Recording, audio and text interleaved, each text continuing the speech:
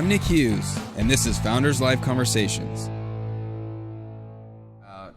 The founder life, given that this is Founders Live. And I'm just curious, you mentioned earlier that you were at a big company and you're like, it's a matter of time before we jump in another startup. Why? Why would you choose to be a founder versus like work at a big company and maybe get a nice salary and paycheck? Yeah, good question. So I did spend a little under a decade at Microsoft before I made the leap to startup. And when I did, I went to an existing startup. I wasn't immediately a founder.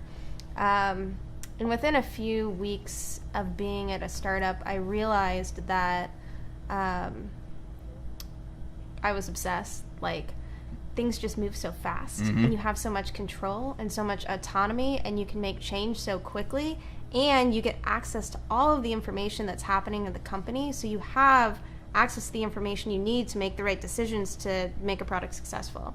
So that was intoxicating, and I knew I was kind of startups for life after that. The decision of whether or not to go to another existing startup after the last one or be a founder was a little bit different. So I would say 6 months before I left, I had started talking to other existing startup companies for roles that they had that I could be interested in.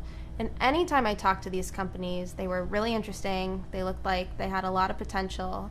But there was always something that was just a little bit off or didn't click with me perfectly. And I realized that if I wanted to find that perfect company for me, the perfect company that I thought embodied, the culture I wanted to be in, a place where I wanted to come into work every day, and a place where I felt people could do the best work possible, I had to start it myself. And I had to start it myself with people who I loved to work with. Yeah.